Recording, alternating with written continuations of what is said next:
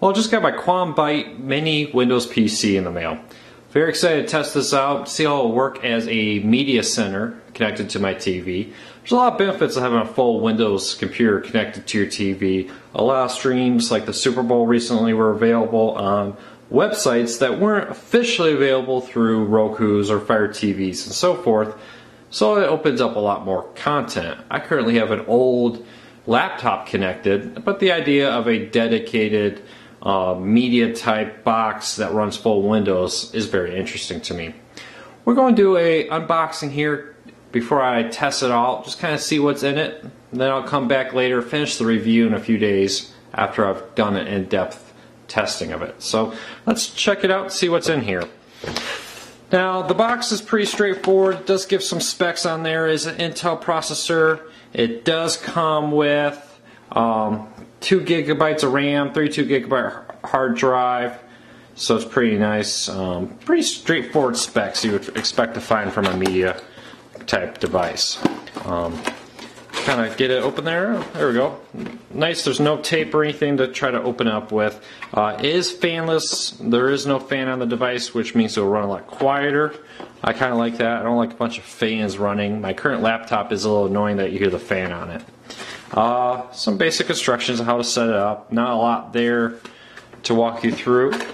Right here's the actual device.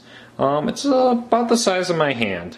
So it's a little bit bigger than a Roku or Fire TV, but it has a full copy of Windows. Let's cut this plastic off here.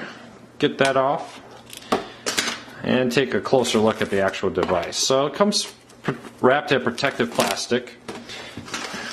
There is a full external antenna on this, so hopefully it gives some better reception if you're in a weak area for Wi-Fi. So right there is the antenna. We look at the back here, and you have, let's see, zoom in, there we go, a Ethernet, 2 USBs, headphone jack, power, a lock right there, so you can secure it. VGA and HDMI. So pretty straightforward. On the side here you got a third USB power button right there, and that's pretty much it. So pretty straightforward. Nice little device. Let's continue into the box, see what else we have here. Alright, just one more thing left in the box. Get that out of the way. Power cable. It does have the nice little power block, 2 prongs right there, and you know, I like this because running sideways on my power strip I can line up a lot more devices. I hate when there's a big block and it blocks out other plugs. So there you go, nice little pre-standard power adapter right there. And I'll test this out over the next few days, come back and give you a full review. So I've been using the Byte for some time now and I've been very impressed. Very stable, have yet to see a crash or a hang up. Very responsive. You know, the 2 gigabytes of RAM and the Intel processor works great. It's full version of Windows, web browser, desktop, everything, so you can install wherever you want on here. 32 gig hard drive. After I installed everything, left 23 gigabytes available on the device to install applications or whatever else you like. It's a full version of Windows, so plug it in an external hard drive works, VLC, all the other add-ons work great. Now I'm not going to do a review of Windows. I think most people are familiar with Windows 8.1, or you can find a review on YouTube if you're not. But let's take a look at this as a media center.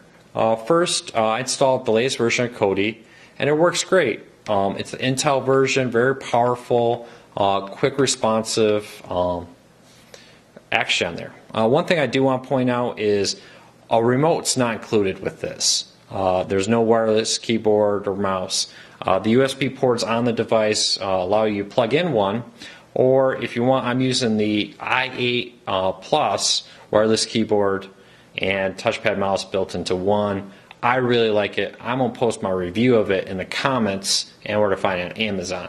So check that out if you're interested in what I use to control it. But remember, if you buy it, you're going to need to get your own wireless keyboard or mouse to use with it.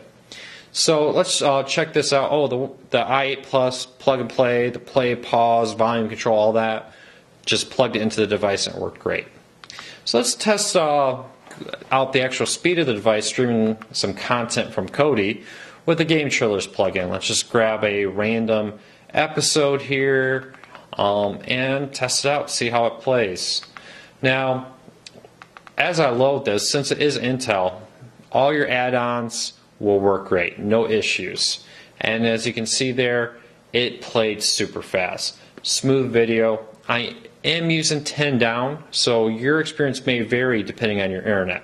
I got 10 down, 1 up, and that has not been a problem with it.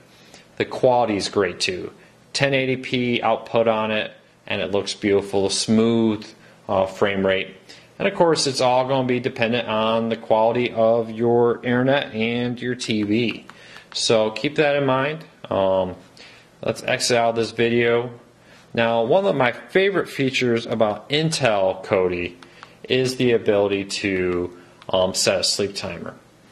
Now, with Android boxes, it doesn't really work that well. You can get add-ons to stop video streaming and the like, but the sleep timer built into Kodi works best with Intel.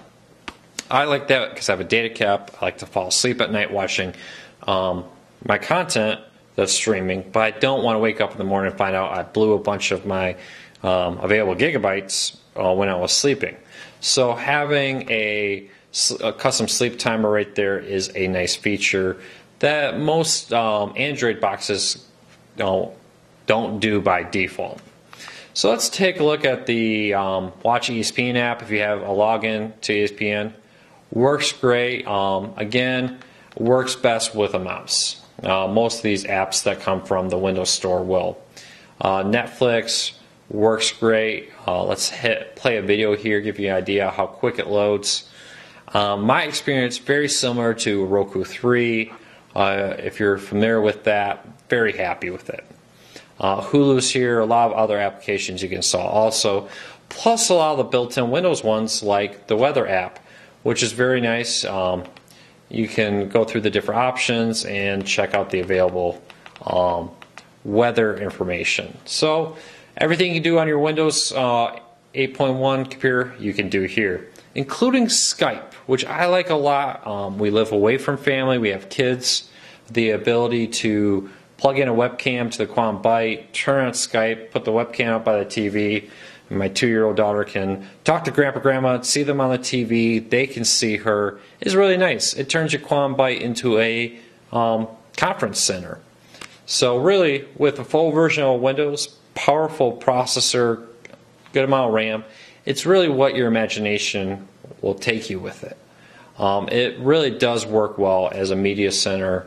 I'm going to do some other videos showing how to customize it, set it up a little bit more in depth, some of the more popular questions, you know, set up the zoom and so forth, the audio out, and all that kind of stuff in other videos.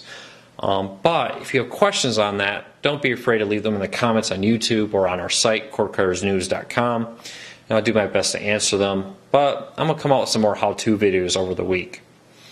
So I hope you enjoyed the review. Excellent box, very powerful, full version of Windows, and the ability to do whatever you do with a laptop connected to your TV and so forth. I've used an old Vista laptop, definitely going to use this instead. It's more powerful, it's got the latest version of Windows, and I do like for a media center having these tiles that I can scroll around with, either with my mouse or with the arrow keys on my wireless i8 Plus keyboard. Thank you for watching the review.